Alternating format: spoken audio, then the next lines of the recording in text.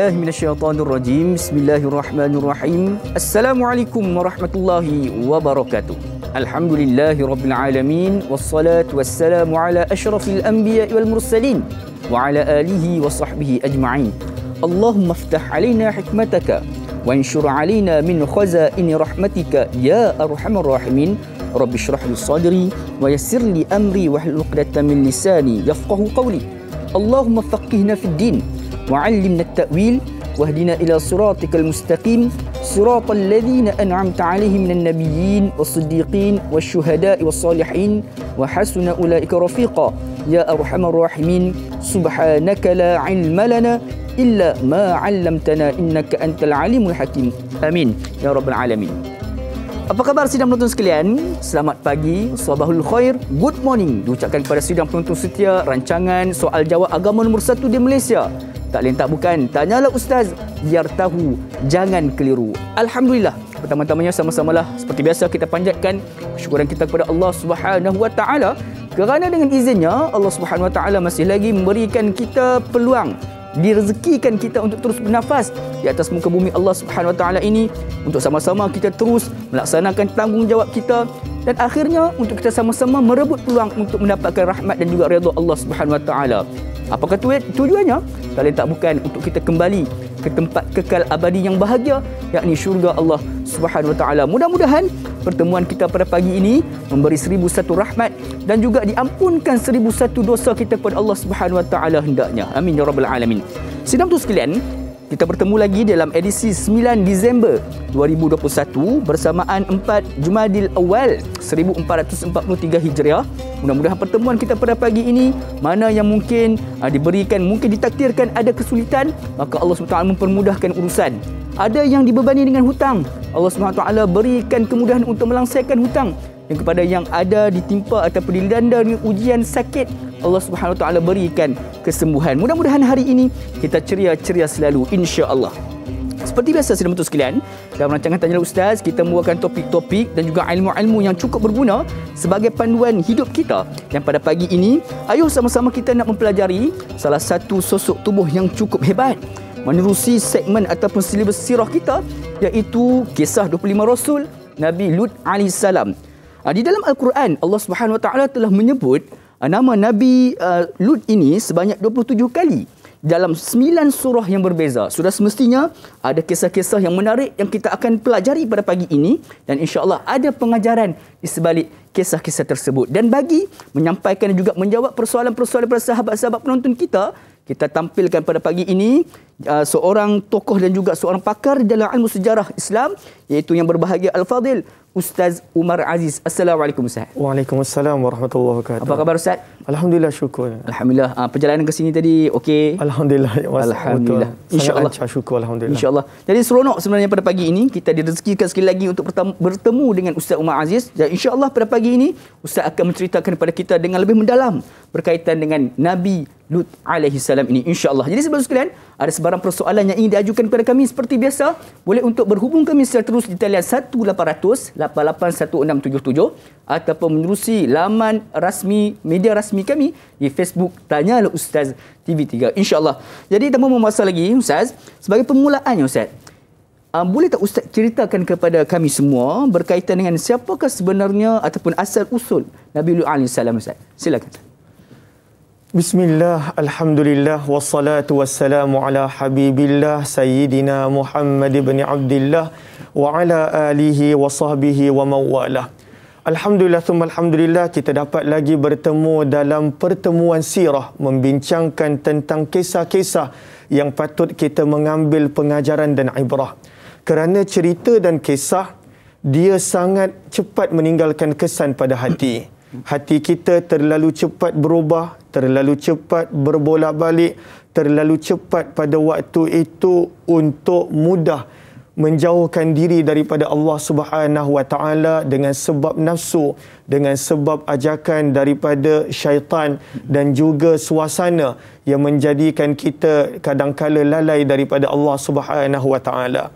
Lalu antara kisah-kisah yang patut kita mengambil pengajaran, yang patut kita mengambil penghayatan adalah kisah Nabi Allah Lut alaihi salatu wassalam. Secara ringkas, Nabi Allah Lut adalah anak saudara kepada Nabi Allah Ibrahim. Beliau hidup dalam satu zaman, bahkan datang daripada kawasan yang sama. Kemudiannya berhijrah bersama dengan Nabi Ibrahim ketika mana berada di Palestin.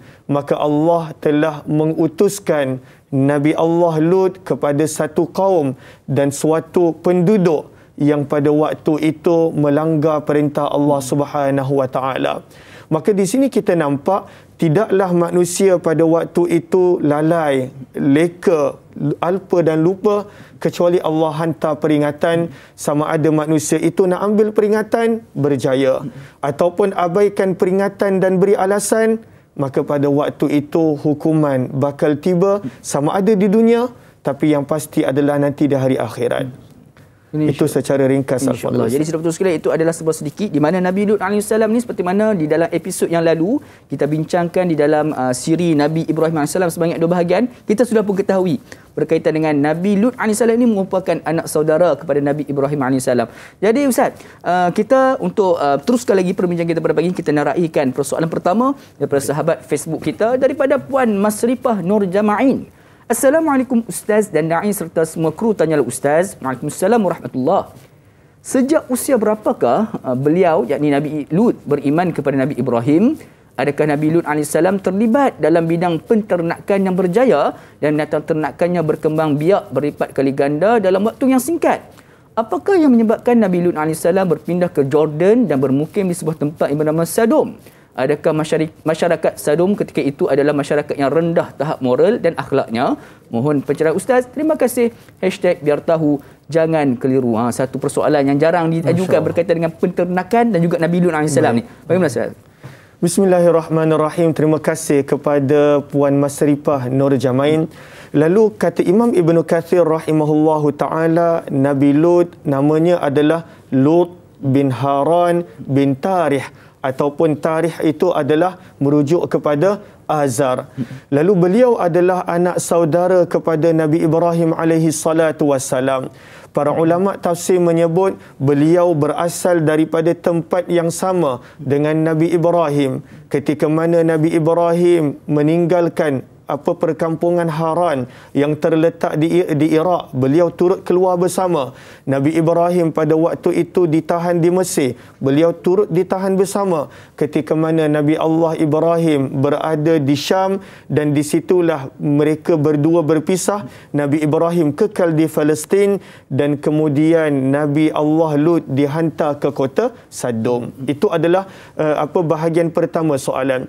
Kemudian menceritakan tentang penternakan. Maka dalam hadis baginda Nabi sallallahu alaihi wasallam bersabda bahawa tidaklah ada mana-mana nabi kecuali setiap nabi pada waktu itu memang penggembala ataupun ra'il ghanam, pengembala kambing. Maka setiap para nabi pernah mengembala kambing. Dan dalam sebahagian riwayat disebut pada waktu itu Nabi Lut, gembalaannya, binatang ternakan dia telah membiak dengan banyak. Ada yang mengatakan disebabkan pemberian daripada Raja Mesir. Ada mengatakan pada waktu itu dengan yang beliau lakukan. Namun daripada sudut menternak binatang, itu adalah kelakuan semua Nabi. Bahkan Nabi SAW sendiri pernah bersabda, aku pernah bekerja untuk menjadi pengembala bagi binatang ternakan milik penduduk Mekah ala qararid, untuk jumlah bilangan beberapa kirat. Kirat di sini maksudnya kata Imam Ibnu Hajar pada waktu itu adalah bilangan daripada dirham dan dinar. Maka Nabi SAW pun sebenarnya adalah pengembala. Apakah hikmah para Nabi Allah jadikan pengembala? Mungkin kita pun nanti boleh ikut sunnah ni, tapi janganlah dekat kawasan rumah teres, marah. Janganlah pula dekat dalam kawasan apartmen, kondo kita mula bela kambing, maka itu akan mengganggu jiran. Tapi maksudnya kalau kita ada tanah dan sebagainya. Maka apa kata para ulama, kenapa para Nabi alaihimussalatu wassalam mereka mengembala kambing? Untuk mendatangkan sifat rahmah, kasih sayang. Kerana orang yang mengembala kambing Maka sebab nak menjaga kambing ini pada waktu itu tidaklah senang. Perlu banyak kesabaran. Perlu banyak pada waktu itu diberikan perhatian. Perlu pada waktu itu diberikan masa dan beberapa perkara yang lain. Maka ianya menimbulkan kasih sayang. Sebab itu semua para nabi, mereka adalah pengembala kambing dan di situ mereka mempunyai kasih sayang, syafqah, rahmah yang luar biasa terhadap manusia. Mereka sabar, mereka pada waktu itu berikan perhatian dan ini adalah kesan kata para ulama, hikmah kata para ulama daripada mengapa para nabi pada waktu itu adalah pengembala. Kemudian bahagian yang ketiga daripada soalan ini adalah kenapa Nabi Lut berpindah ke Jordan, tempat yang bernama Sadum, kerana beliau telah dilantik menjadi Rasul. Sama seperti Nabi Allah Harun. Nabi Allah Harun mula-mula beriman kepada Nabi Musa dan dilantik menjadi Rasul. Begitu juga Nabi Allah Lut. Asalnya beliau beriman kepada Nabi Ibrahim. Sentiasa bersama dengan Nabi Ibrahim. Ketika mana mereka berada di Syam, maka Allah lantik mereka, Allah lantik beliau untuk menjadi Nabi ke kota Sadum yang pada waktu itu terletak di Jordan pada zaman kita. Maka beliau pergi ke sana dan mulakan dakwah beliau mengajak manusia kepada Allah Subhanahu wa taala. Itu secara ringkas berkenaan tentang kota Sadum. Kita akan cerita lebih detail insya-Allah selepas daripada ini. Jadi saudara sekalian, bila mana Ustaz menyebutkan berkaitan dengan para nabi mengembala kambing. Sebab kambing ni satu haiwan yang kadang-kadang katakan degil. Kadang-kadang payah nak kawal. Seperti mana cerita Ahmad Al-Bab yang pernah dilakukan oleh Allahyarham Tan Sri P. Ramlee. Silap terlepas pandang sedikit dah sampai ke dalam gua. Allahu Akbar. Saudara sekalian, nak mengembala kambing ni, dan itu adalah hikmah di antara mengapa Allah SWT memberikan pendidikan ataupun asuhan awal kepada para rasul untuk mengembala kambing, insya-Allah. Jadi Ustaz, kita nak beralih dengan persoalan berikutnya pada sahabat Facebook kita daripada Puan Nur Dahlia Biru. Assalamualaikum. Waalaikumsalam warahmatullahi.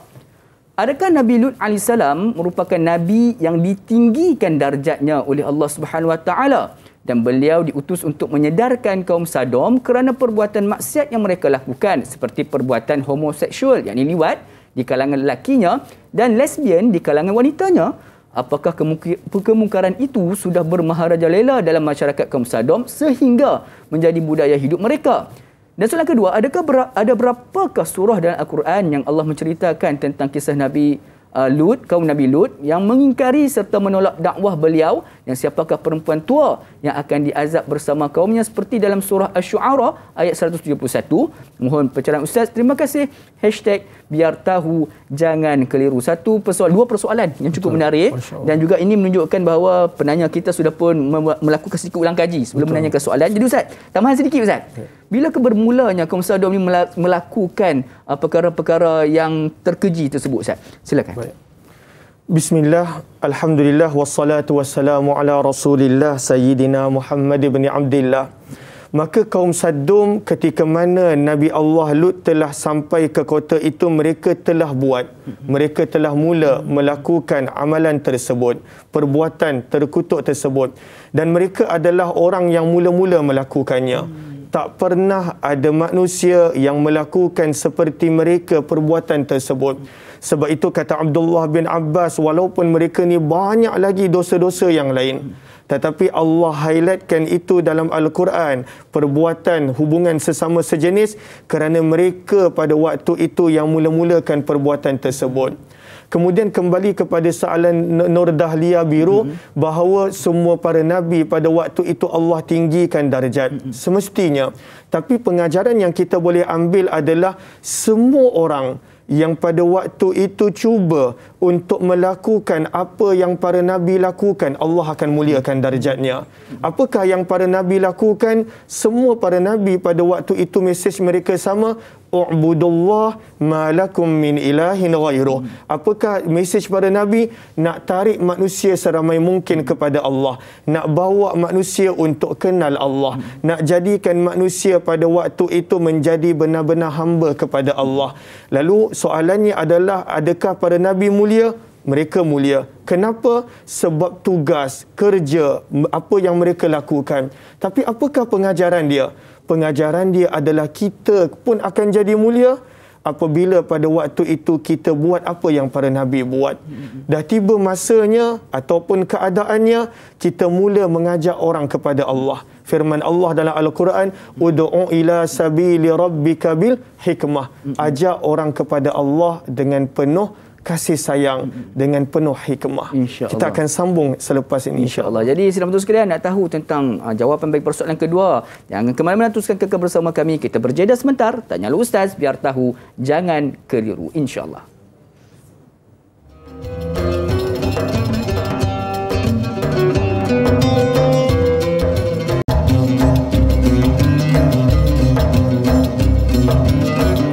Alhamdulillah, saudara betul sekalian, kembali kita bergabung pada pagi ini dalam rancangan Tanyalah Ustaz biar tahu, jangan keliru. Sama-sama kita pada pagi ini mempelajari ilmu berkaitan dengan Nabi Lut AS yang disebut berulang-ulang kali di dalam Al-Quranul Karim. Sudah semestinya ada kisah-kisah menarik dan juga pengajaran yang mampu untuk dijadikan sebagai iktibar dan juga panduan buat kita semua. Mudah-mudahan pertemuan kita pada pagi ini memberikan satu rahmat kepada buat diri kita, terutama kehidupan kita pada hari ini yang masih lagi kita belum bebas daripada pandemik COVID-19. Ayo sama-sama terus patuhi SOP. Mudah-mudahan kita terhindar daripada dijangkiti dengan wabak COVID-19 ini, insya-Allah. Ada sebarang persoalan yang ingin diajukan kepada kami berkaitan dengan Nabi Lut AS, boleh untuk hubungi kami secara terus di talian yang tertera di kaca televisyen anda, insya-Allah. Jadi sebelum mana kita berhenti berehat tadi Ustaz, kita menerima dua persoalan daripada Puan Nur Dahlia Biru kita. Alhamdulillah, soalan pertama sudah pun terjawab. Jadi kita ingin memasuki soalan kedua berkaitan dengan siapakah sebenarnya sosok ataupun wanita tua yang disebutkan dalam surah Asy-Syu'ara ayat 171 tersebut, Ustaz. Silakan. Terima kasih banyak Dai. Lalu terima kasih kepada Nur Dahlia Biru yang bertanya. Maka dalam Al-Quran Allah ada menyebut tentang seorang wanita yang pada waktu itu beliau tidak diselamatkan ketika mana turunnya hukuman dan azab siksaan. Maka wanita ini di dalam Al-Quran dikenali sebagai Imra'at Lut, isteri kepada Nabi Lut alaihi salatu wassalam. Dan wanita ini menjadi satu contoh, satu perumpamaan yang Al-Quran nak terangkan bagaimana walaupun berada di dalam rumah orang yang baik, walaupun berada di dalam keadaan suasana yang baik, tetapi kalaulah pada waktu itu tetap membuat pilihan yang kurang baik, maka hukuman menanti. Sebab itu dalam surah At-Tahrim pada juz yang ke-28, firman Allah Subhanahu wa taala, daraballahu mathala, Allah membawakan satu contoh, lillazina kafaru, kepada orang-orang yang tak mahu untuk beriman, yang sentiasa memberi alasan, yang pada waktu itu mereka kata mereka berada dalam keadaan terpaksa dan tekanan. Kami nak jadi tapi kami tak boleh. Kami nak beriman tapi kami tak boleh tinggalkan berhala kami, apa yang kami buat. Maka Allah Subhanahu wa taala terangkan kepada mereka satu contoh. Apakah contoh? Tentang dua orang wanita, Imra'at Nuh, isteri kepada Nabi Nuh, wa Imra'at Lut, dan isteri kepada Nabi Lut. Firman Allah, kanata tahta abdaini min ibadina salihain. Mereka ini adalah isteri kepada dua orang hamba kami yang baik. Bukan baik, sangat baik. Bukan sangat baik, mereka ini adalah Nabi dan juga Rasul. Maka pada waktu itu Allah menyebut fakhanatahuma. Mereka berdua ini yang telah membuat pilihan untuk mengkhianati suami mereka. Lalu daripada perkataan khianat ini jangan kita salah faham. Khianat di sini maksudnya pada waktu itu mereka tak nak beriman. Mereka pada waktu itu langgar ketetapan yang Allah telah tentukan.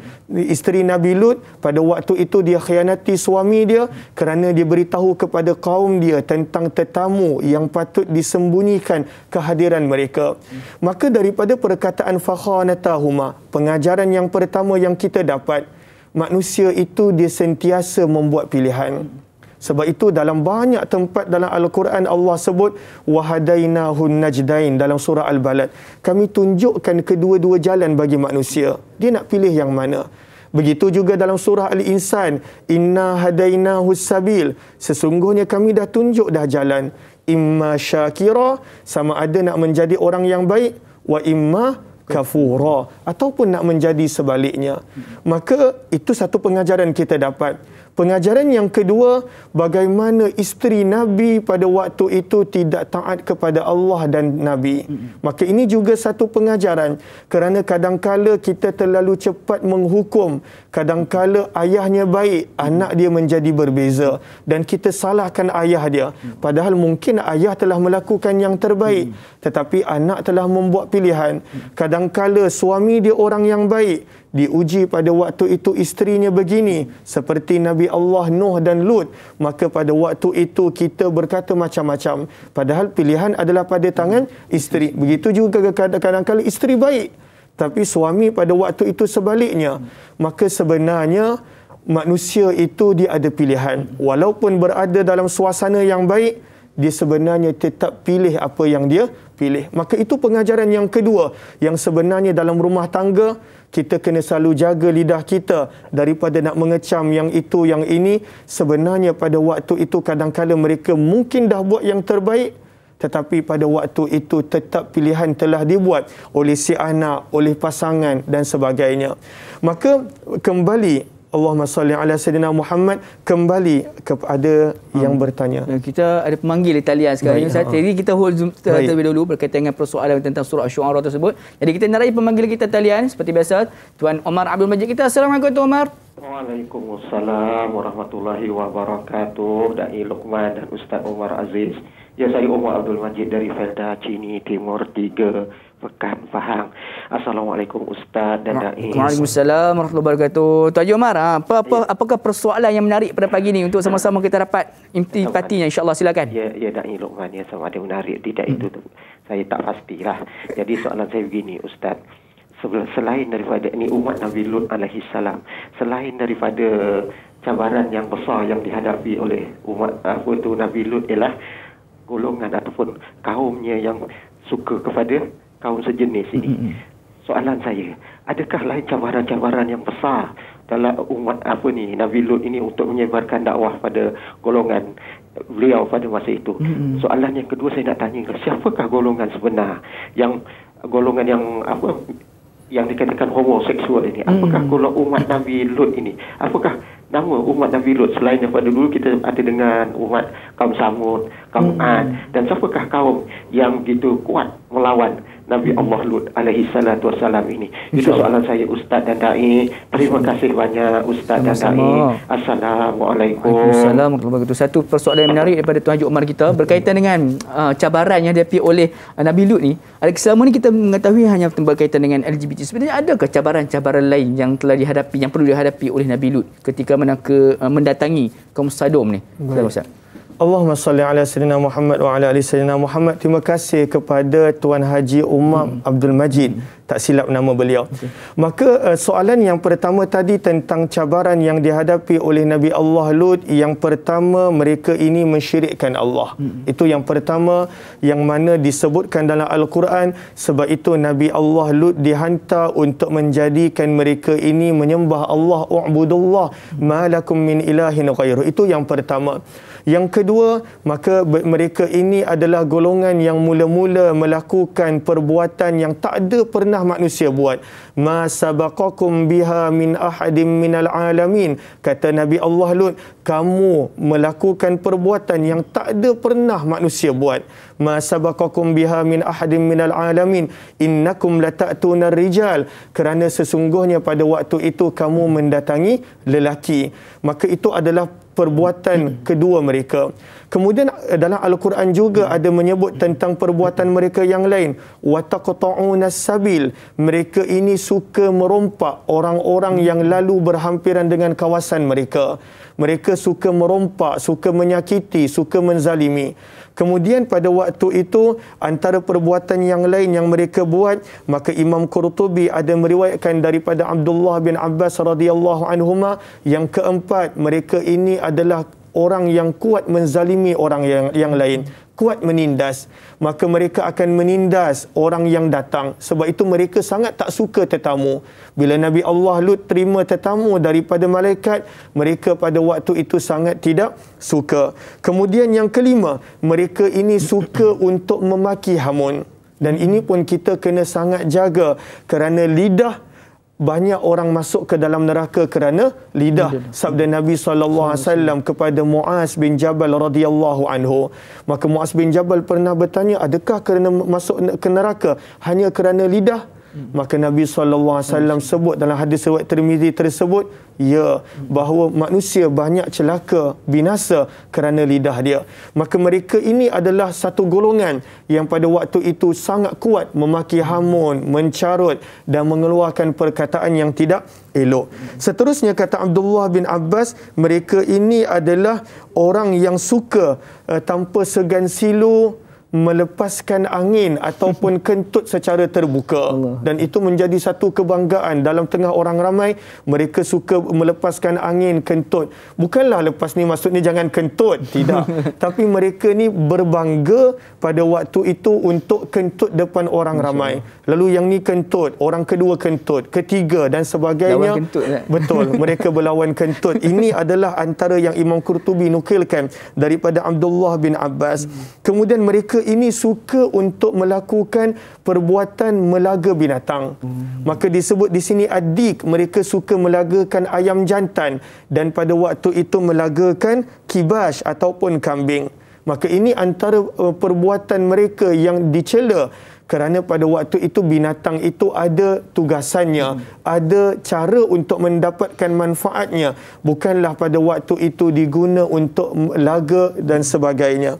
Kemudian mereka ini yang ketujuh, kata Abdullah bin Abbas radhiyallahu taala anhuma, mereka suka berpakaian yang lelaki wanita, yang wanita lelaki. Dan ini kena sangat-sangat jaga, Daim. Saya pernah ada bertemu dengan orang yang alhamdulillah telah berubah banyak. Maka beliau berkata antara sebab pada waktu itu beliau daripada seorang yang jantina sekian menjadi perasaan suka untuk menjadi jantina lain adalah kerana pada waktu kecil beliau dipakaikan dengan pakaian yang berbeza. Bermula daripada kecil sebenarnya. Fitrah manusia sentiasa terpelihara. Allah jadikan fitrah manusia pada waktu itu dalam hadis, kullu maulud yuladu alal fitrah. Setiap yang lahir itu lahir di atas fitrah. Sukakan perkara yang baik dan tak suka perkara yang baik.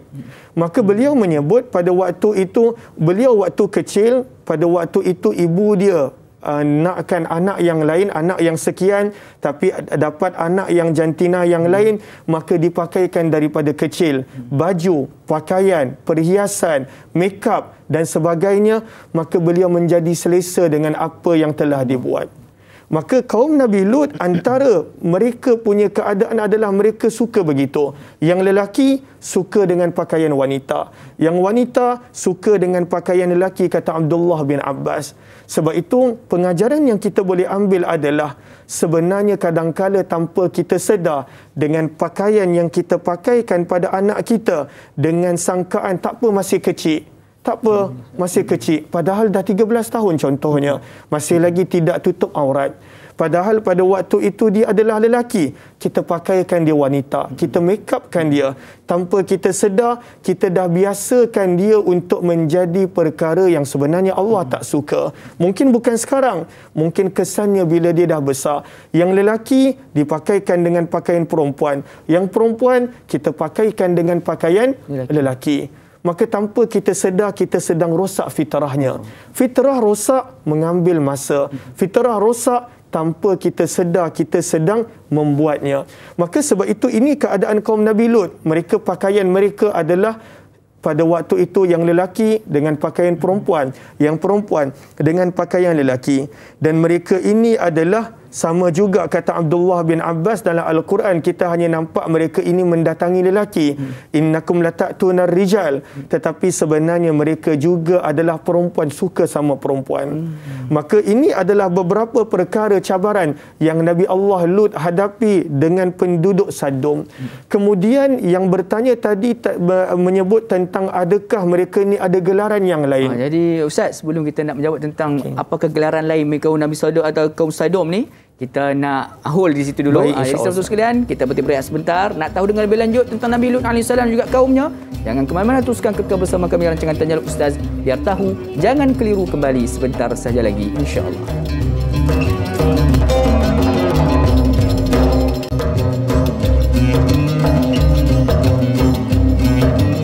Alhamdulillah, saudara-saudara sekalian, kembali kita bersama di dalam rancangan Tanyalah Ustaz Biar Tahu Jangan Keliru. Mudah-mudahan pertemuan kita pada pagi ini di dalam Taman-Taman Syurga menjadikan kita sebagai pemula awal agar kita semua ditakdirkan untuk berada di dalam Taman Syurga yang sebenar, insya-Allah di akhirat kelak. Amin ya rabbal alamin. Masih lagi mencakap topik berkaitan dengan Nabi Lut alaihissalam. Ada sebarang persoalan yang ingin diajukan kepada kami, boleh untuk berhubung kami secara terus di talian yang tertera di kaca televisyen anda. Jadi sebelum mana kita berhenti berehat sebentar tadi, kita masih lagi ada dua soalan yang kita berhutang dengan penonton kita ni, Ustaz. Soalan yang pertama tu adalah daripada Puan Nur Dahlia Biru berkaitan dengan surah Asy-Syu'ara ayat 171. Adakah siapakah perkaitan antara wanita tua yang disebut dalam ayat tersebut? Dan soalan daripada Tuan Haji Umar kita sebentar tadi berkaitan dengan gelaran lain bagi kaum Sodom ni, Ustaz. Silakan. Masya-Allah. Allahumma salli ala sayyidina Muhammad wa ala ali sayyidina Muhammad. Lalu saya mohon sahabat-sahabat untuk ajak yang lain untuk buka TV dan sama-sama mengambil ibrah pengajaran daripada kisah yang kita nak kongsikan pagi ini. Kalau ada yang melihat di media sosial, maka ringankan tangan untuk kongsi, share, kerana mengajak kepada kebaikan, maka kita akan beroleh ganjaran man dalla ala khair falahu mithlu ajri fa'ilih. Maka tadi kita dah sebut secara ringkas berkenaan tentang wanita tua yang termasuk daripada kalangan al-ghabirin Al-Quran sebut, daripada kalangan wanita yang tertinggal dan tidak dibawa bersama oleh Nabi Lut. Maka beliau adalah isteri kepada Nabi Lut. Dan itu menjadi satu pengajaran yang sangat besar kepada kita, bagaimana walaupun berada dalam rumah yang sama, melihat begitu banyak mukjizat yang ada, melihat wahyu yang turun kepada Nabi Allah Lut, tetapi isteri Nabi Lut pilih untuk tidak bersama dengan suami dia, pilih untuk bersama dengan kaum dia. Maka itu yang disebutkan dalam surah Asy-Syu'ara dan juga beberapa surah yang lain, contohnya surah Al-A'raf dan lain-lain. Kemudian berkenaan tentang soalan kepada Tuan Haji Umar Abdul Majid berkenaan tentang gelaran penduduk Sodom. Maka sebenarnya kata para ulama, sebenarnya azab ini turun ataupun Nabi Lut pada waktu itu dihantar bukan sekadar untuk penduduk Sodom. Mereka ni sebenarnya ada 5 bandar yang lain. Dan pada waktu itu ada sebahagian riwayat menyebut 7 bandar. Penghuni mereka dalam sebahagian riwayat tafsir menyebut sebanyak 400,000 orang.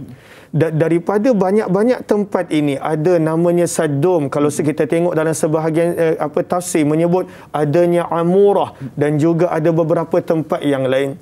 Kerana mereka ini ada pelbagai kabilah. Mereka ni bukan satu kabilah, ada pelbagai kabilah, ada pelbagai puak. Maka sebab itu Al-Quran tidak menyebut mereka seperti mana menyebut umat-umat Nabi sebelumnya. Contohnya Nabi Saleh dengan kaum Samud, sebab itu satu kabilah. Kemudian Nabi Hud dengan kaum Ad, kerana pada waktu itu satu kabilah. Maka kenapakah pada waktu itu disebut dengan kaum Nabi Lut? Kaum Lut?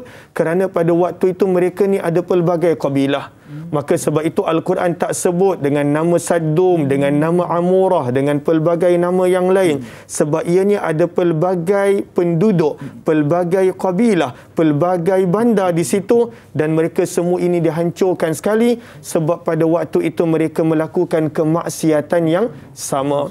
Maka itu yang benda yang pertama. Al-Quran tak menyebut dengan nama mereka, bahkan Al-Quran tak sebut dengan nama Sodom, sebab bukan sekadar kota Sodom, tetapi disebut sebagai kaum Lut, sebagai kaum kepada Nabi Lut. Pengajaran yang kedua yang kita dapat, bahawa 5 bandar, 7 bandar ini, macam mana mereka semua boleh terjebak. Maka daripada sini kita nampak bahawa maksiat apabila dimulakan, maka pada waktu itu syaitan yang menjadi ejen untuk menyebarkan dia, dan ia merebak dengan cepat. Seperti mana kita nampak masyarakat Arab, mereka ini sebenarnya ikut agama Nabi Allah Ibrahim, beriman kepada Allah, tidak menyekutukan Allah. Namun bila Amr bin Lu'ay, salah seorang pemimpin Mekah daripada Khuza'ah, dia bawa berhala Hubal daripada Syam, satu berhala je. Bermula daripada situ, maka pada waktu itu ramai orang beriman daripada Mekah merebak kepada tempat yang lain, sehingga hampir seluruh tanah Arab menyembah berhala. Maka daripada sini kita nampak maksiat apabila dimulakan, maka pada waktu itu ada syaitan yang menjadi ejen untuk pada waktu itu menyebarkannya.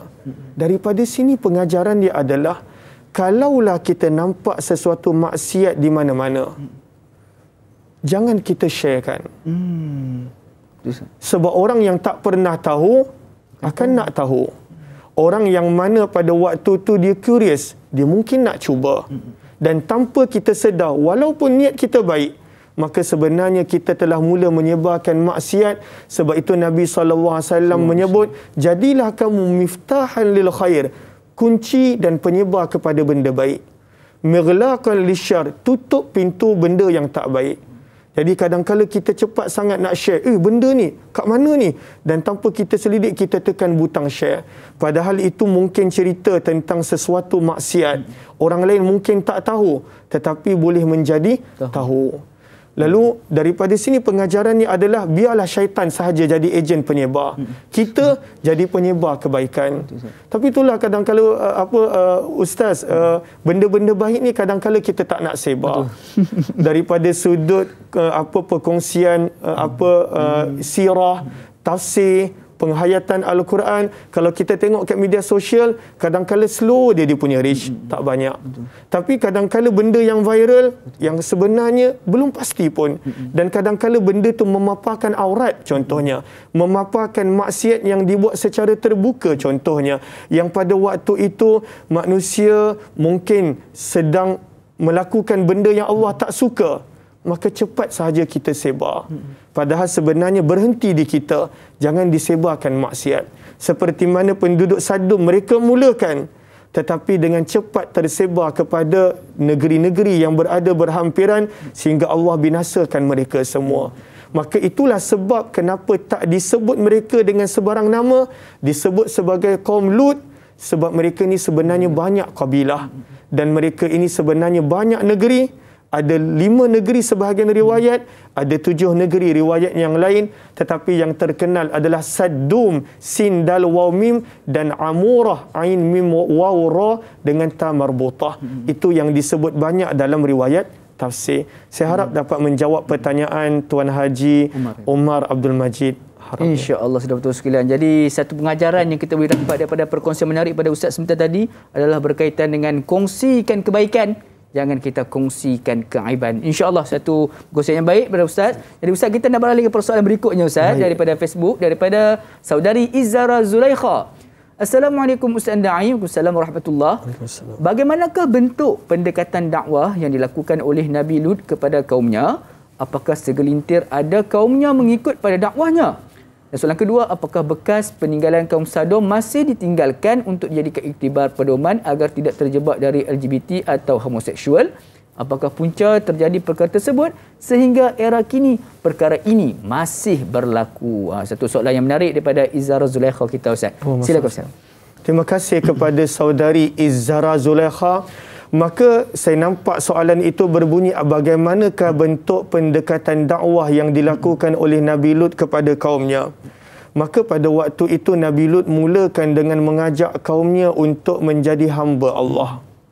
Sebab manusia ni bila buat maksiat, pada waktu itu dia lupa dia adalah hamba Allah. Maka sebab itu Nabi Lut mengajak kaumnya, contoh yang ada dalam surah Al-A'raf, ya qaumi, wahai kaumku. Maka ini juga pengajaran yang kita boleh ambil daripada soalan ini. Pengajaran yang pertama adalah bagaimana walaupun kaum dia buat maksiat, sesama lelaki dan lelaki, wanita dan wanita, tapi Nabi Lut tetap memanggil ya qaumi, wahai kaumku. Dia tidak pada waktu tu panggil ya asi, wahai orang yang buat maksiat. Ya Zanib, wahai orang yang berdosa. Ya Ahlan Nar, wahai ahli neraka. Maka itu pun satu uslub, satu cara yang kita boleh ambil. Maka Nabi Lut memanggil ya qaumi, wahai kaumku. Maka itu salah satu pengajaran yang kita boleh ambil. Anak kita buat salah, jangan pada waktu itu kita doakan keburukan untuk mereka. Ajak dahulu. Kemudian apakah pendekatan yang Nabi Lut buat? U'budullah. Dia kata, wahai kaumku, jadilah kamu hamba kepada Allah. Dan ini sebenarnya adalah cara yang paling mudah untuk manusia tinggalkan maksiat, bawa dia untuk dekat kepada Allah. Bawa manusia itu dekat kepada Allah. Bawa manusia itu untuk ada kesedaran yang dia adalah hamba Allah. Sebenarnya perkataan hamba itu Abdullah itu sebenarnya. Maka dia mengajak kaum dia untuk menjadi hamba Allah, untuk ingat kepada Allah. Itu pendekatan yang patut kita guna kalaulah kita nampak ada orang membuat maksiat. Jangan kita pada waktu tu kita terus menghukum dia, kita pada waktu tu terus melabel dia, tapi dengan penuh kasih sayang dan ingatkan dia yang dia adalah hamba Allah. Kemudian daripada soalan itu juga, adakah pada waktu itu kaum dia beriman?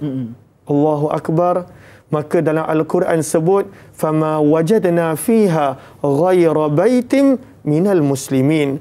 Daripada situ kata para ulama tafsir, tak ada yang beriman kecuali hanya keluarga Nabi Lut sahaja yang beriman. Apakah pengajaran yang kita boleh dapat? Pengajaran yang kita boleh dapat adalah kita buat tugas kita. Tugas kita apa? Mengajak manusia kepada Allah. Mendekatkan manusia kepada Allah. Memperkenalkan manusia tentang kehebatan dan kebaikan Allah. Adakah bila orang tolak, bila orang tak terima, bila orang pada waktu itu pinggirkan kita, maka kita gagal? Tidak.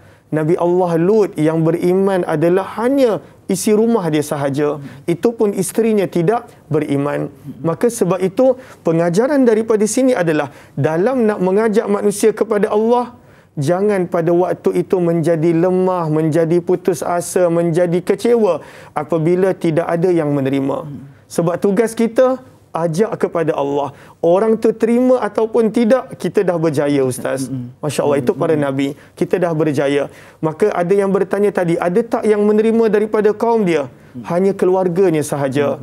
Sebab itu disebutkan dalam tempat yang lain, hanya keluarganya sahaja yang pada waktu itu diselamatkan daripada azab, illa mra'atah, kecuali isterinya yang pada waktu itu tidak diselamatkan dan dijatuhkan dalam hukuman tersebut. Maka ini pengajaran yang kita boleh dapat.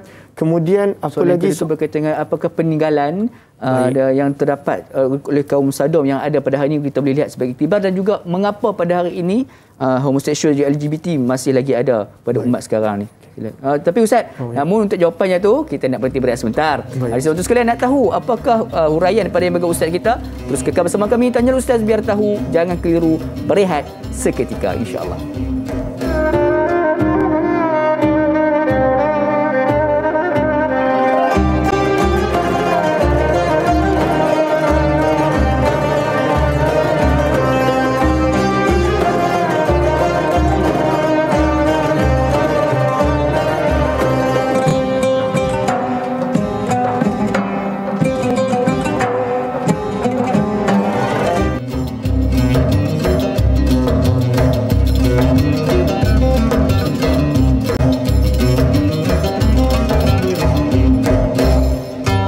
Alhamdulillah saudara sekalian, kembali kita bersama-sama pada pagi ini di dalam taman-taman syurga. Mudah-mudahan Allah SWT memberikan kebaikan buat kita dan juga mengangkat dan juga menghapuskan segala dosa kita dengan asbab kita berada di dalam majlis ilmu. Jadi saudara sekalian yang sedang menyaksikan Musilah Facebook kita pada pagi ini, ayo sama-sama kita melaksanakan satu tugas yang cukup mudah.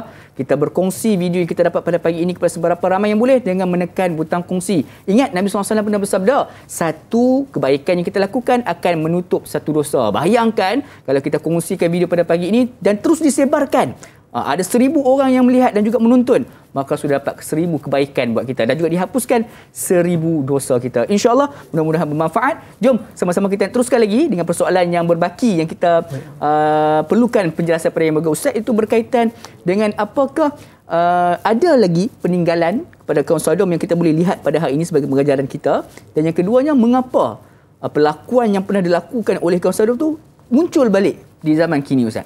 Silakan. Allahumma salli ala sayyidina Muhammad wa ala ali sayyidina Muhammad. Terima kasih kepada yang bertanya. Maka dalam Al-Quran, Nabi Lut telah menerangkan kenapa perbuatan ini boleh berleluasa. Bahkan mereka bangga, al-a'yadzubillah. Mereka bangga pada waktu itu dengan apa yang mereka lakukan. Maka firman Allah menerangkan penerangan Nabi Lut kepada kaum dia. Maka Nabi Lut pada waktu itu berkata dalam suratul A'raf pada ayat yang ke-81 muka surat 160, Nabi Lut berkata, innakum, sesungguhnya kamu, la ta'tunar rijal, bersama dengan lelaki, mendatangi lelaki, semata-mata adalah syahwah, adalah kerana nafsu. Maka daripada sini kita nampak bahawa sebenarnya perbuatan maksiat jika terus dilakukan, maka sebenarnya itu adalah daripada nafsu. Bukanlah pada waktu itu kita memberi alasan tak boleh nak berubah. Banyak orang yang mampu berubah. Kita tak boleh nak kata sebenarnya ini fitrah. Sebenarnya itu bukan fitrah. Fitrah Allah jadikan pada waktu itu sangat jelas, yang lelaki adalah lelaki, yang wanita adalah yang wanita. Cuma dalam sebahagian keadaan ada yang khunsa, muskil. Tetapi dalam ayat ini jelas Nabi Lut highlightkan sebenarnya perbuatan yang kamu lakukan ini, apapun alasan yang kamu beri, syahwah adalah syahwat diri. Sebab itu untuk merawatnya adalah antara untuk menekan syahwah adalah adanya perasaan sedar diri yang kita adalah hamba Allah. Apabila kita sedar kita adalah hamba Allah, maka kita perlu ikut Allah. Kita tak boleh ikut nafsu kita. Sebab tempat untuk ditunaikan kehendak nafsu kita adalah di syurga. Dia ada tempat dia.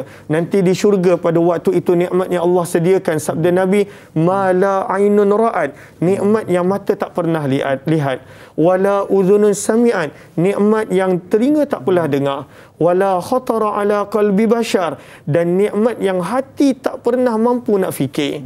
Dan nikmat tu bukan sekejap, bukan macam contoh nikmat dunia, kepuasan bila buat maksiat 5 minit, 10 minit. Nikmat itu adalah khalidina fiha, selama-lamanya.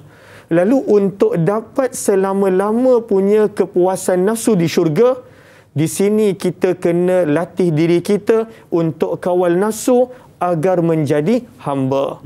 Dan di sini Nabi Lut terangkan ini sebenarnya adalah syahwat kamu, nafsu kamu. Pada waktu itu diri kamu. Pilihan yang kamu buat adalah kerana bertuhankan nafsu, bukan bertuhankan Allah Subhanahu wa taala. Lalu ada yang kata kerana pada waktu itu teknologi tak salah. Banyak orang yang menggunakan teknologi untuk kebaikan, manfaat dia dapat.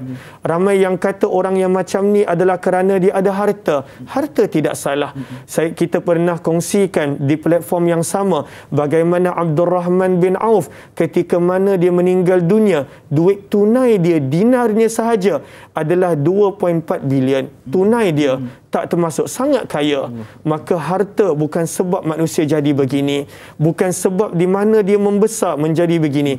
Akhirnya adalah diri dia, nafsu dia, syahwat dia, ke mana dia channelkan pada waktu itu nafsu dia. Sebab itu tentang nafsu ini Nabi SAW ingatkan, kalaulah pada waktu itu kamu susah untuk mengawal nafsu, maka pada waktu itu hendaklah berpuasa.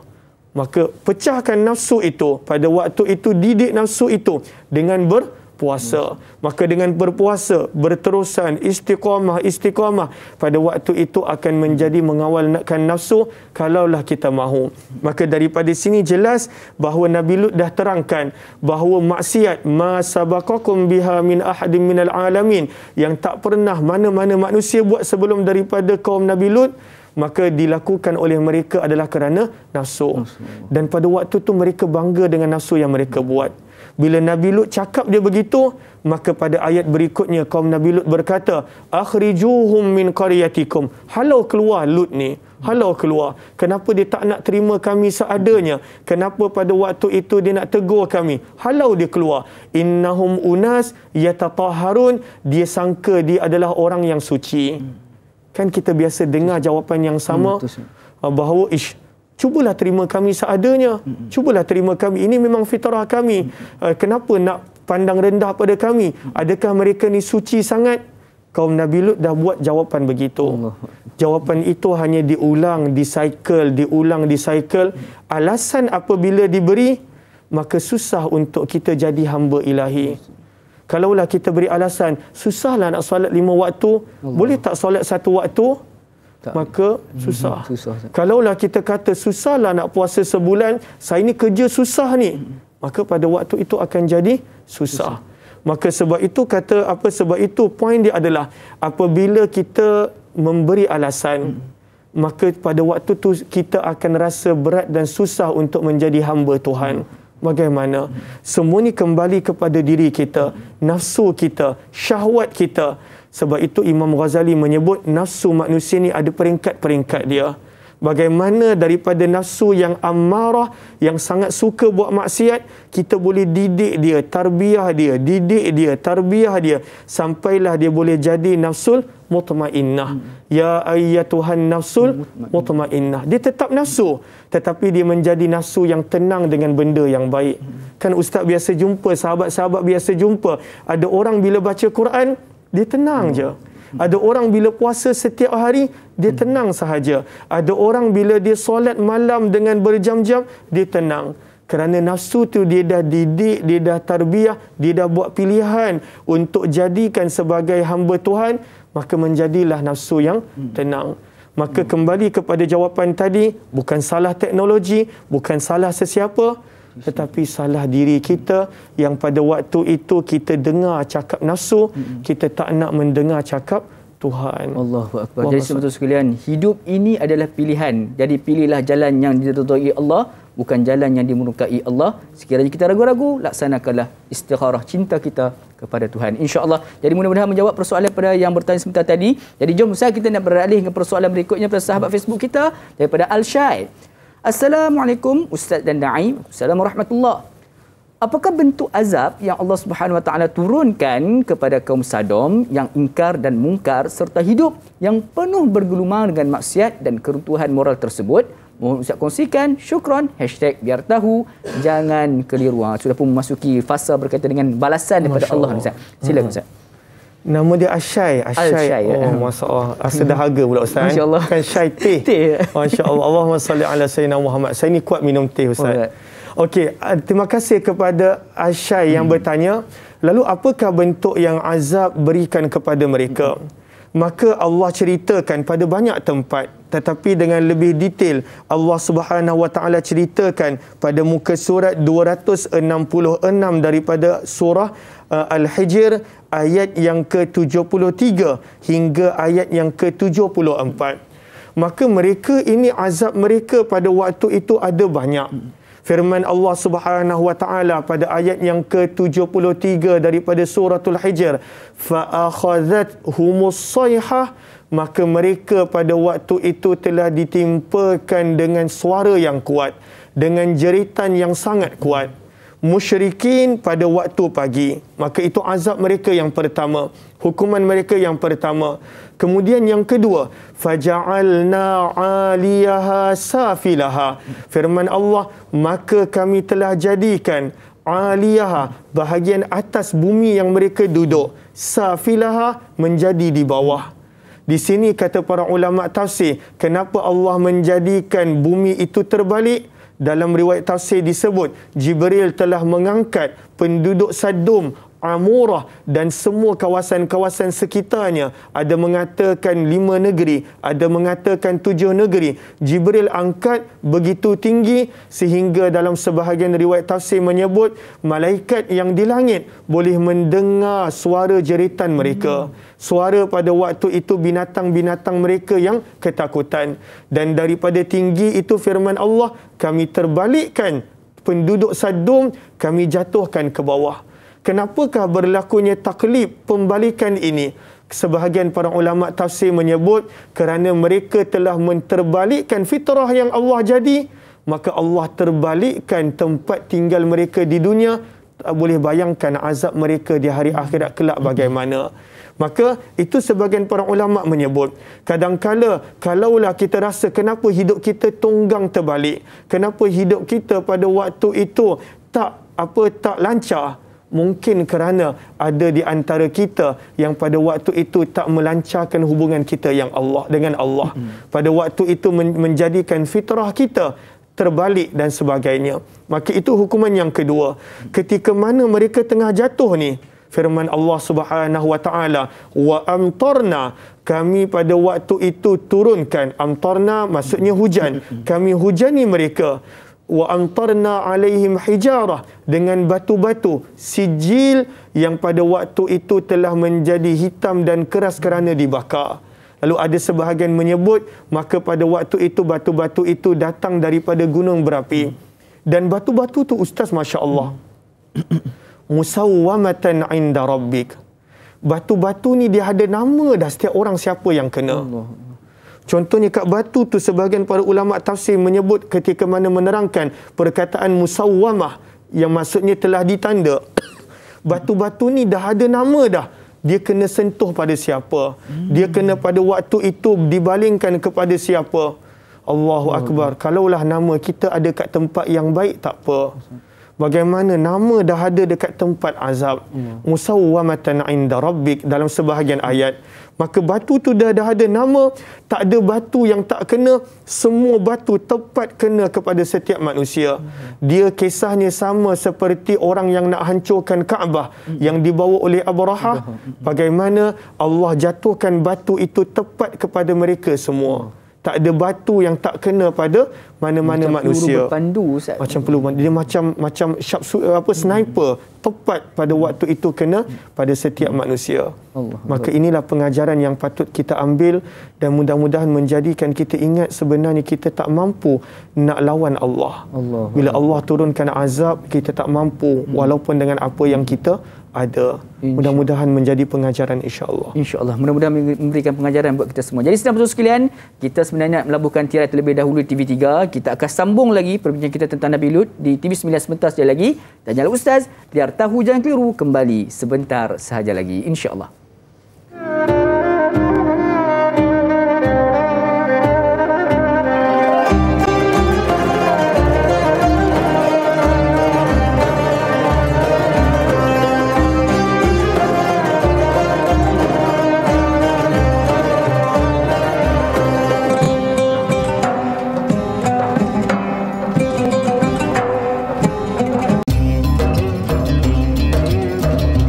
Alhamdulillah, sahabat sekalian, kembali kita bergabung dalam rancangan Tanyalah Ustaz Biar Tahu Jangan Keliru pada pagi ini. Alhamdulillah membincangkan topik kisah para Rasul, 25 orang Rasul, iaitu berkaitan dengan Nabi Lut AS, menerusi silibus sirah kita pada pagi ini. Jadi mudah-mudahan pertemuan kita pada pagi ini daripada sebalik kisah Nabi Lut ini memberikan pengajaran buat kita bersama. Jadi sedikit info tambahan berkaitan dengan Nabi Lut dan juga kaum Sodom yang melaksanakan LGBT. Sebenarnya, sidang betul sekalian, perlakuan LGBT ini adalah merupakan satu perlakuan yang diharamkan oleh mana-mana agama.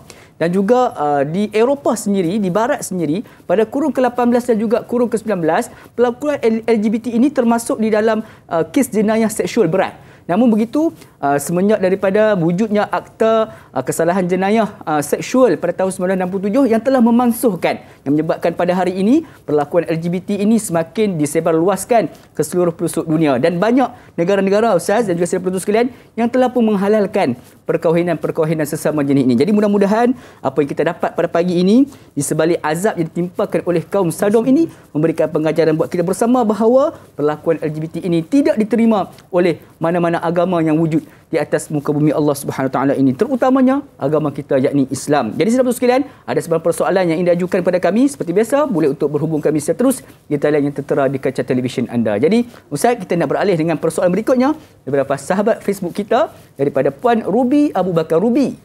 Assalamualaikum warahmatullahi wabarakatuh. Assalamualaikum warahmatullahi wabarakatuh. Mengapakah Allah Subhanahu Wa Taala memerintahkan supaya 3 malaikat turun ke bumi untuk bertemu dengan Nabi Lut alaihissalam, dan bagaimanakah perasaan Nabi Lut pada ketika itu? Pada umur berapakah Nabi Lut alaihissalam wafat dan di manakah makamnya terletak? Mohon perkongsian ilmu dari Ustaz. Terima kasih Ustaz. #biar tahu jangan keliru. Terima kasih. Daripada persoalan, silakan Ustaz. Terima kasih Da'i.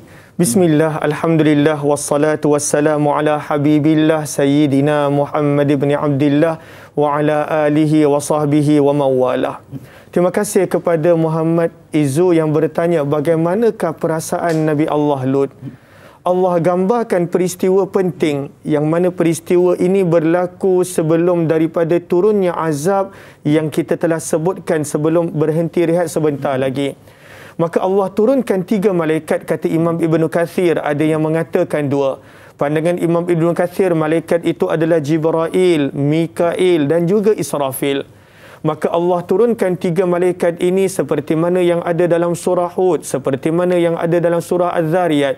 Malaikat ini bila mula-mula turun dihantar kepada Nabi Allah Ibrahim. Kenapa mereka pergi kepada Nabi Allah Ibrahim pada waktu itu? Untuk menyampaikan berita gembira. Malaikat yang sama untuk Nabi Ibrahim berita gembira. Untuk Nabi Lut adalah berita azab untuk kaum dia. Malaikat yang sama. Maka malaikat ini telah menjadi tetamu kepada Nabi Ibrahim. Kisahnya panjang dan sahabat semua tahu. Maka Nabi Ibrahim dimaklumkan, inna ursilna, sesungguhnya kami diutuskan kepada Lut. Kami nak hancurkan kaum Nabi Lut alaihi salatu wassalam. Maka pada waktu itu Nabi Ibrahim pada waktu itu tak berapa setuju. Dia kata, bagaimana dengan Nabi Lut nanti? Bagaimana dengan kaum dia yang beriman? Maka Allah kata, ya Ibrahim mu'arid an hadha. Wahai Ibrahim, jangan pada waktu itu berikan perhatian pada apa yang kamu tak tahu. Innahu qad jaa'a amru rabbik. Keputusan kami telah tetap, mereka ini akan dibinasakan. Maka Imam Ibn Kathir rahimahullah menyebut, selepas berjumpa dengan Nabi Ibrahim, menyampaikan berita gembira yang Nabi Ibrahim bakal dapat anak yang kedua, iaitu Ishak, selepas daripada Nabi Ismail. Kat situ saya nak ambil satu poin, boleh Ustaz? Bila Nabi Allah Ibrahim, dia taat perintah Allah, dia tekan pada waktu itu diri dia, ketika mana dia hanya ada seorang anak Ismail. Bila Allah suruh sembelih, maka pada waktu itu dia sembelih. Allah ganti dengan nikmat anak yang kedua yang juga adalah Nabi. Sebenarnya itu satu pengajaran. Apapun perintah Allah yang kita buat, Allah pasti akan ganda dan ganti. Kalaulah pada waktu tu kita tinggalkan perintah Allah, sebenarnya kita yang rugi. Maka Nabi Ibrahim dapat anak yang kedua pun adalah Nabi. Maka malaikat ini telah datang ke perkampungan Sadum, dan pada waktu itu adalah selepas daripada Zuhur dalam Qasasul Anbiya. Maka tiga utusan ini telah bertemu dengan anak perempuan Nabi Lut, dan Nabi Lut tak kenal sebab dalam bentuk manusia, handsome, indah rupa, bagus perwatakannya. Maka pada waktu ini malaikat ini berkata, ada tak tempat yang kami boleh tumpang? Bila anak perempuan Nabi Lut pada waktu itu tengok atas bawah, dia kata habis. Habis. Dia tak ada kata, tak ada dalam Al-Quran begitu. Tapi seolah-olah gambaran dia kata habis. Memang pada waktu itu kaum Nabi Lut dah bagi amaran kepada Nabi Lut. Contohnya dalam suratul Hijr, dia kata, awalam nanhaka 'anil alamin. Bukankah kami dah bagi kamu amaran jangan terima tetamu lelaki? Tetamu lelaki Nabi Lut tak boleh terima. Itu adalah mereka yang terima. Mereka suka menyambut tetamu lelaki. Bukan kerana mereka ni baik sangat, syahwat, tapi kerana mereka ada tujuan dan matlamat. Kat situ sebenarnya ada pengajaran. Apa pengajaran dia? Kadangkala orang yang nampak terlalu baik untuk bantu kita, maka kita kena berjaga dan berhati-hati. Kadangkala mungkin ada sesuatu perkara yang dia inginkan daripada kita. Siapa pun pada waktu itu, jangan kita terlalu percaya. Kita tak digalakkan untuk sangka buruk, tapi kena berhati-hati. Kerana kaum Nabi Lut pada waktu tu dia tak benarkan tetamu lelaki untuk duduk di rumah Nabi Lut. Sebelum tu dah bagi amaran, qalu awalam nanhaka 'anil alamin. Sebab itu dia sangat marah bila Nabi Lut pada waktu itu terima tetamu ini. Tapi Nabi Lut takkan dia nak biarkan tetamu ini akan menjadi bahan, dan pada waktu tu dia belum tahu ini adalah malaikat, akan menjadi bahan yang disukai oleh kaum dia. Maka Nabi Lut bawa kepada rumahnya, dan Al-Quran gambarkan ini adalah jawapan kepada persoalan tadi. Firman Allah, walamma ja'at rusuluna luta, dalam surah Hud ayat yang ke-77 muka surat 230. Walamma, dan apabila, ja'at, telah datang, rusuluna, utusan-utusan kami. Sebab itu Imam Ibn Kathir kata 3 orang, Jibril, Mikail dan juga Israfil. Luta, mereka datang kepada Nabi Lut. Si'a bihim, Nabi Lut pada waktu itu merasa sangat risau. Wadaqa bihim zara'a, dia menjadi sangat tak tenteram. Wa qala hadza yaumun asib, kata Nabi Lut, hari ini hari yang mencemaskan. Habis. Hari ini adalah hari yang mencemaskan. Maka pada waktu itu tak ada siapa yang tahu ada tetamu dalam rumah itu kecuali keluarga Nabi Lut. Maka yang menyampaikan maklumat kepada kaum dia ada lelaki tampan dalam rumah tersebut, itulah Al-Quran sebut fakhanatahuma. Isterinya telah mengkhianati suaminya. Dia kata dengan kaum dia, jom kat rumah ada hidangan, kat rumah adanya lelaki tampan. Dan disitulah Al-Quran menyebutkan pada waktu itu waja'ahu qaumuhu yuhra'una ilaih. Mereka pada waktu itu dengan segera, dengan berlari, meluru. Yuhra'un, maksudnya Al-Quran sebut yuhra'un, mereka bergegas. Pada waktu tu nafsu tu menarik dia dengan begitu cepat, hilang rasa malu, hilang rasa sikap dan sifat yang baik. Pada waktu itu Al-Quran menggambarkan waja'ahu qaumuhu yuhra'una ilaih. Mereka bila dapat tahu ada lelaki dekat rumah Nabi Lut yang handsome, yang tampan, yang cantik, yang mereka tak tahu itu adalah malaikat, mereka dengan segera pergi ke rumah Nabi Lut. Al-Quran dalam suratul Hijr menggambarkan kepada kita keadaan kaum Nabi Lut ni yang nak sangat lelaki ni, dah rosaknya fitrah. La'amruka, demi usia kamu wahai Muhammad, innahum, sesungguhnya mereka kaum Nabi Lut ini, lafi sakratihim, pasti seolah-olah keadaan mereka berada dalam keadaan mabuk. Gambaran maksiat itu dah sebati dengan jiwa. Pada waktu itu mereka mabukkan lelaki. Ya'mahun, buta, membuta tuli. Maka mereka pada waktu itu segera ke rumah Nabi Lut alaihi salatu wassalam. Dan Al-Quran sebutkan wa min qablu kanu ya'maluna sayyi'at. Ini bukan kali pertama mereka buat maksiat dengan tetamu. Banyak tetamu dah menjadi mangsa mereka ketika mana melintasi kawasan tersebut. Wa min qablu kanu ya'maluna sayyi'at. Mereka dah biasa buat maksiat ini. Sebab itu Nabi Lut pada waktu tu dah diberi amaran, tetamu lelaki jangan kau nak lindung. Orang luar yang lelaki pada waktu itu kami yang uruskan. Bila Nabi Lut alaihi salatu wassalam nampak kaum dia kembali dalam surah Hud, maka Nabi Lut pada waktu itu merayu, tinggalkan mereka. Tinggalkan tetamu dia. Dalam suratul Qamar juz yang ke-27, dahsyat nafsu ni bila dah menguasai diri. Allahumma salli ala sayyidina Muhammad, mereka ni sampai merayu kepada tetamu-tetamu Nabi Lut untuk bersama dengan mereka. Kalau saya buka sebentar suratul Qamar, Allahumma salli ala sayyidina Muhammad. Minta maaf saya lupa nak bawa Al-Quran, saya gunakan daripada aplikasi. Lalu dalam suratul Qamar, Allah Subhanahu wa taala pada juz yang ke-27 menerangkan kepada kita walaqad rawaduhu an dhaifih. Mereka ni siap memujuk merayu kepada tetamu-tetamu Nabi Lut untuk bersama dengan mereka. Hilang rasa malu. Dan di sinilah dan Nabi SAW menyebut apabila hilangnya rasa malu, maka pada waktu itu binasa manusia. Idza lam tastahi fasna' ma syi'ta. Maka manusia itu apabila hilang rasa malu, maka dia akan menjadi orang yang bukan lagi manusia. Ulaika kal an'am, seperti binatang ternakan, balhum adal, bahkan boleh jadi lebih rosak daripada binatang sekalipun. Allahu Akbar. Berjadi sahabat sekalian, itu adalah satu pengajaran daripada kita. Jadi banyak lagi sambungan untuk apakah berlaku yang berikutnya. Jadi sahabat sekalian nak tahu, yang kemana teruskan kekal bersama kami rancangan Tanya Ustaz biar tahu jangan keliru, kembali sebentar sahaja lagi insya-Allah.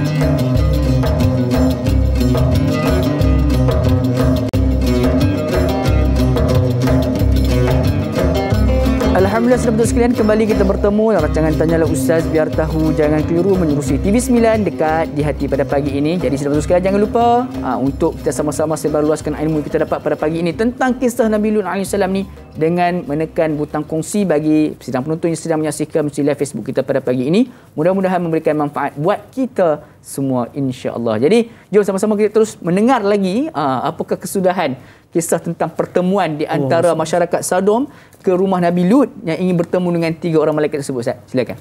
Terima kasih banyak da'i. Allahumma salli ala sayyidina Muhammad wa ala ali sayyidina Muhammad. Maka ketika mana mereka telah mengepung rumah Nabi Lut, dan pada waktu itu mereka minta apa yang mereka inginkan, maka Nabi Lut berkata, wahai kaumku, wala tukhzuni fi dhaifi, janganlah malukan aku depan tetamu. Ini adalah tetamu, dimuliakan, bukan pada waktu itu diratah dan untuk dipuaskan nafsu. Maka Nabi Lut bagi tawaran, dia kata, wahai kaumku, haula ibanati, ini adalah anak-anak perempuanku, wanita yang memang Allah jadikan untuk dikahwini dan pada waktu itu bersama. Maka di sini kita nampak apa jawapan kaum Nabi Lut. Mereka berkata dalam surah Hud ayat 79, laqad alimta qalu laqad alimta ma lana fi banatika min haq wa innaka la ta'lamu ma nurid. Engkau tahu kami tak nak perempuan dan engkau tahu kami hanya nak yang benda, iaitu yang lelaki sahaja.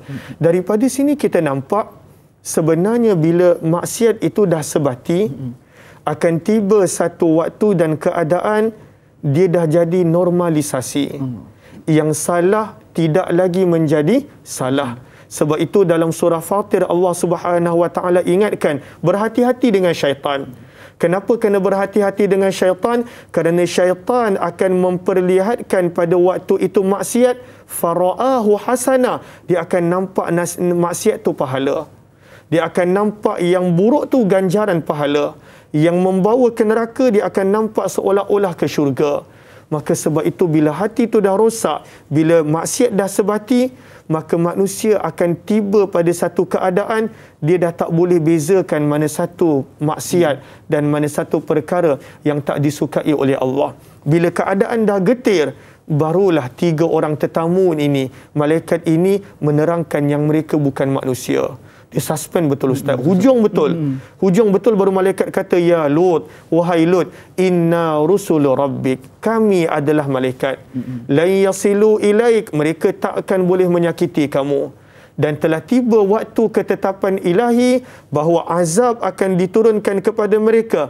Fa asri bi ahlika bi qit'in minal lail, pada waktu malam bawalah pergi keluarga kamu. Wala yaltafit, jangan ada yang berpaling bila azab turun. Bila azab turun, jangan berpaling. Kenapa bila berpaling? Maka pada waktu itu akan datangnya kasihan. Dan pada waktu itu akan datangnya pada waktu itu rasa di hati sedih, kasihan, padahal sebenarnya peluang Allah dah bagi. Dan daripada sinilah kita nampak turunnya azab seperti mana yang kita telah sebut pada soalan yang sebelum daripada ini. Inilah kita nampak bagaimana bila adanya normalisasi, yang ini kita kena sangat jaga. Jangan pada waktu itu perkara ini, benda ini menjadi normal dalam masyarakat kita sampai kita tak merasa apa-apa. Kita tak merasa lagi satu dosa. Padahal itu adalah benda yang Allah sangat murka sehingga disebut dalam beberapa ayat daripada Al-Quran supaya dijadikan iktibar dan pengajaran. Tetapi inilah cara musuh-musuh Islam pada waktu itu menjadikan normalisasi perkara ini dalam kehidupan umat Islam sendiri. Allahu Akbar. Jadi betul sekalian, itu adalah satu pengajaran buat kita bersama. Ayo sama-sama kita amalkan doa, Allahumma rzuqna, Allahumma arina haqqa haqqan warzuqna tiba'ah. Mudah-mudahan Allah memberitahu kita dan menunjukkan kita jalan yang benar itu benar dan juga yang salah itu adalah satu kesalahan, insya-Allah. Jadi terima kasih Ustaz. Kita nak beralih dengan persoalan berikutnya daripada saudara Muhammad Izzuddin. Assalamualaikum Ustaz Umar dan Luqman, warga kerja TV3 dan TV9 tugas. Assalamualaikum warahmatullahi wabarakatuh. Antara maksiat yang mereka, yakni kaum Nabi Lut AS lakukan ialah perbuatan syirik kepada Allah Subhanahu Wa Taala, serta mereka disebut sebagai pelaku pertama perlakuan homoseksual di kalangan lelaki maupun wanita. Apakah pelan tindakan kita semua supaya masyarakat kita tidak termasuk dalam kalangan seperti kaum Nabi Lut AS? Mohon pencerahan Ustaz. Terima kasih Ustaz. Satu, ditanyakan berkaitan dengan pelan tindakan kita Ustaz, bagi kita pada zaman sekarang. Silakan Ustaz. Terima kasih kepada Muhammad Izzu. Yang pertama, kalau kita perasan bila ayat Al-Quran menceritakan tentang kelakuan Nabi Lut, Al-Quran menyebutkan mereka ini pada waktu itu menyekutukan Allah. tidak meletakkan Allah dalam hati. Dan kalau kita perasan pada beberapa ayat ketika mana Nabi Lut mengingat kaum dia untuk meninggalkan maksiat ini, Nabi Lut berulang kali menyebut tentang u'budullah wattaqullah. Maka sebenarnya perkara yang paling penting adalah jadikan Allah dalam hati. Sebab itu antaranya yang ditekankan adalah ilmu akidah. Bagaimana pada waktu itu ilmu untuk kita mengenal Allah Subhanahu wa taala. Ilmu tasawuf yang pada waktu itu berpandukan kepada landasan yang betul, dan pada waktu itu dengan ilmu tasawuf kita boleh kendalikan diri kita sebagai hamba Allah. Akidah untuk kita mengenal diri kita adalah mengenal pencipta kita, dan kemudian tasawuf untuk kita menjadikan diri kita adalah hamba. Sebab itu sangat penting ilmu ini, lagi-lagi dalam kehidupan masyarakat yang mencabar pada waktu ini dan kadangkala pada anak kita. Sebab ianya bermula daripada hati, dan hati itu sepatutnya tempat untuk kita letakkan Allah dalam hati untuk pada diri kita, ahli keluarga kita. Maka itu adalah pelan tindakan yang pertama. Yang kedua, sahabat-sahabat, kita berada pada suasana yang adalah sangat penting kita beri perhatiankan kepada pasangan dan juga ahli keluarga. Dengan siapa mereka pada waktu itu bersama, dengan siapa pada waktu itu mereka merapatkan diri. Kenapa? Sebab Nabi dah bersabda, al-mar'u ala dini khalilihi, manusia itu akan ikut agama sahabat dia. Agama boleh berubah, padahal itu kepercayaan dengan siapa kita bersahabat. Sebab itu kadang-kala gaya bercakap anak kita bila berubah, kita tengok siapa kawan dia. Kerana agama, kepercayaan yang paling susah nak ubah, boleh berubah dengan sebab sahabat yang pada waktu itu anak kita bersama. Maka yang pertama, jaga hati kita dengan akidah dan tasawuf. Letakkan Allah dalam hati kita. Yang kedua, jaga dengan siapa kita bersahabat. Dan yang ketiga, pada waktu itu kita sentiasa muhasabah dan sibukkan diri. Manusia bila dia tak sibukkan diri, di situ datangnya syaitan untuk merosakkan dia. Tetapi bila manusia itu sibukkan diri, maka tak ada peluang untuk dia berfikir tentang perkara-perkara yang tak baik. Sebab itu Nabi SAW bersabda, ni'matan, ada dua jenis nikmat yang manusia tak pernah hargai. Maghbunun fihima kathirun minan nas, as-sihah, kesihatan, wal faragh, dan masa lapang. Banyak orang dengan masa lapang terjebak dalam perkara yang dilarang, perkara yang dimurkai oleh Allah Subhanahu wa taala. Sibukkan diri kita dengan majlis ilmu, sibukkan diri kita memperkenalkan manusia kepada Allah, memperkenalkan Allah kepada manusia. Sibukkan diri kita melakukan amalan-amalan yang telah diajar oleh baginda Nabi SAW. Masa adalah sangat berharga, tetapi dengan masa bila tidak dijaga, boleh menjadikan kita bergelumang dalam dosa tanpa kita sedari. Allahu Akbar. Jadi itu adalah di antara 3 pelan tindakan yang perlu kita semua ambil tahu bagaimana cara untuk kita nak elakkan daripada melakukan kemaksiatan LGBT tersebut, iaitu kenal Allah. Yang keduanya adalah kenal siapa kita bersahabat. Terakhir sekali, sibukkan diri kita dalam melakukan kebaikan, insya-Allah. Jadi Ustaz, kita sudah pun berada di penghujung rancangan untuk episod pada pagi ini. Apa yang kita dapat pelajari pada pagi ini Ustaz dalam kisah Nabi Lut ni, boleh Ustaz berikan sedikit kesimpulan dan boleh Ustaz akhirkan dengan bacaan doa. Mudah-mudahan Allah berikan kita dengan kerahmatan dan kebaikan. Silakan Ustaz. Terima kasih kepada pihak TV3 yang telah memberi peluang kepada saya untuk berkongsi ilmu. Kesimpulannya adalah, hati adalah umpama anggota tubuh badan kita yang lain. Ianya tidaklah menjadi rosak semalaman, tetapi ianya menjadi rosak apabila tidak ada tindakan untuk bertaubat dan kembali kepada Allah. Maka sebab itu, untuk bertaubat, kata Imam Ghazali, kita mesti ada kesedaran yang kita dah buat dosa. Untuk ada kesedaran yang kita telah buat dosa, dia punya anak kuncinya adalah muhasabah pada apa yang kita telah lakukan. Sebab manusia bila buat dosa, syaitan akan lupakan.